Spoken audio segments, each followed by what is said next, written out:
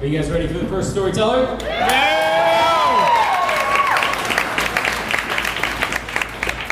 Our first storyteller is John Shangberg. He is a relative newbie to Richmond who arrived after quitting his job in DC, traveling abroad, and moving in with his friends to start a magazine. This is his first time up on the Secretly All stage, so let's give him a round of applause.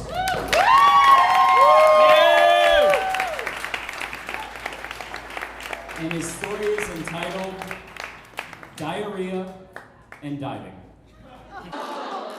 Hey y'all.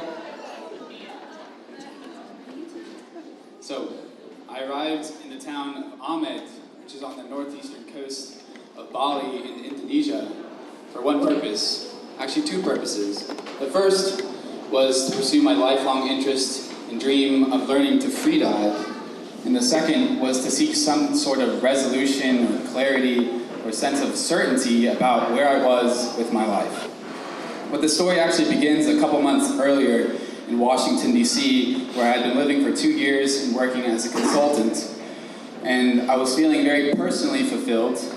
I had a great group of friends. I really loved the city itself, but I was feeling very professionally stagnant and stuck and unfulfilled. So I ended up deciding to leave that job, to leave that city, and to leave that life altogether behind with the intent of moving down here to start a magazine with my friends.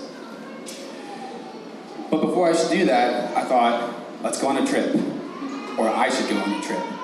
And so I went to Southeast Asia to seek some sort of resolution, some sort of closure, given that I was ending one chapter of my life and beginning another. And I said, let's go to Sri Lanka, let's go to Indonesia, etc., etc. But after the first month of travel or so, I wasn't really discovering the answers or the clarity or anything that I was really looking for. I was actually feeling more uncertain and more worried about where I was going, who I was, and why I was doing any of this. Until I found freediving, and I said, well, okay, maybe this is an opportunity for me to turn that around. And freediving, for those who don't know, is a lot like scuba diving, except it's very different from scuba diving because you don't have tanks. You don't have any air other than what's in your lungs. It's just you, a mask, fins, a snorkel if you want it, your brain, your heart, and your lungs, and the ocean. And it's actually really dangerous. It's a really dangerous sport. A lot of people die. A lot of people get lost underwater because they push themselves too far. You might be wondering, why would this ever appeal to me? Why would anyone ever want to do that?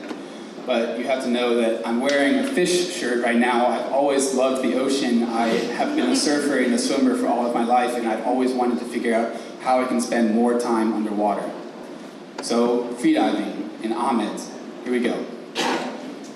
But unfortunately, I was struck with a horrible case of food poisoning, explosive diarrhea, and chronic vomiting. The first day I was in Ahmed, I walked down to the dive shop very dizzily to meet the dive shop owner, and we're sitting there and I'm trying not to pass out in front of him, and he's giving me papers to sign. We're talking about details, and he's saying, okay, just want you to know that you have to be absolutely healthy on the day that you dive, because if you have even the smallest cold, it can affect the way you breathe, which affects the way you dive, which can put you at huge risk underwater. And I'm sitting there, yes, I feel like I'm going to pass out, but I'm not going to tell you that because I'm going to be healthy by the time that class comes, I promise you. And then I run back to my hostel, straight to the toilet.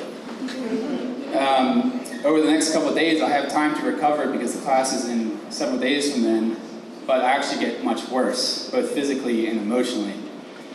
And it seems like the whole time nature is almost mocking my condition because it's the wet season there in Bali, and every day it rains and sends torrential downpours of mud coming down the river straight into the streets and into the ocean, just like I'm sending into the toilet.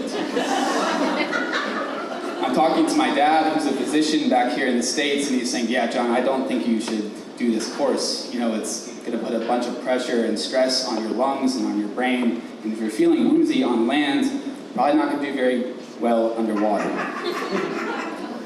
But the day for the course comes, and I'm confronted with the decision of whether to do it or not, and I decide to do it not out of a sense of courageousness or perseverance, but more so out of a sense of desperation, of feeling like I have nowhere else to turn to, and feeling like I've put myself in this situation because of some backward sense of adventure and self-actualization, and so I should either reap the rewards or more likely reap the consequences. And frankly, I felt like whatever might happen underwater could be not that much worse than what's happening on land. So let's go for it. The first day of the class is mostly classroom stuff. And we're sitting there, I'm actually lying on the floor. My instructor, Lenika, is kind of hovering over me, and she has a clip on my finger, and she says, okay, hold your breath for 2 minutes. And I do, and I just about pass out because I'm so dehydrated, and et cetera, but then she says, okay, the level of oxygen in your blood during that time went from 97% to 96%. What does that mean? Well, it means that the reason I needed to breathe was because there was a buildup of carbon dioxide in my blood, not because there was a lack of oxygen. And it turns out that your body isn't necessarily threatened by carbon dioxide in and of itself. So if you can learn to mentally overcome the buildup of carbon dioxide, then you can learn to stay down a lot longer, and you can learn to become that much closer to becoming a fish. So that really got me through it, honestly. That day we headed down to the water, and I was thinking, okay, Lenika, maybe I should tell you that this is probably not the greatest idea, this is probably not the best day for me to go diving, and maybe I should tell myself that this trip is not really what I needed right now. But I didn't do that because I was scared, and we got in the water, and immediately I felt better. Like, immediately. Something about the motion of the waves really matches the nausea of a stomach, and it all washed out of me instantly. And so we're swimming out there, Lenika and I, to the buoy where the dive site is.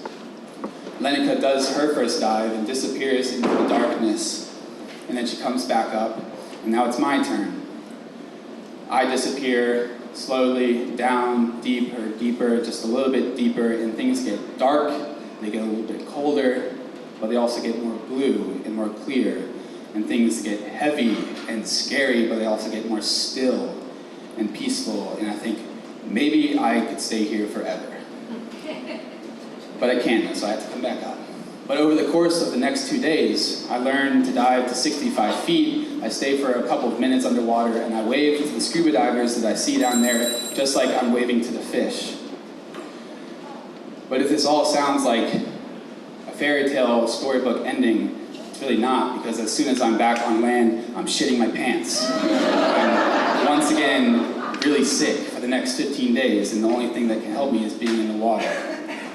Once again, I'm on land, and I'm not necessarily confronted with the weight of the ocean as much as I'm confronted with the weight of my own questions about life, the own questions about my uncertainty and where I am going and who I am and what any of it really means and why I'm doing it. And then I realized I am not a fish. I'm actually a human. And unfortunately, but frankly, those are all questions that we have to deal with, that we have to swim with, that we have to dive into. Thank you.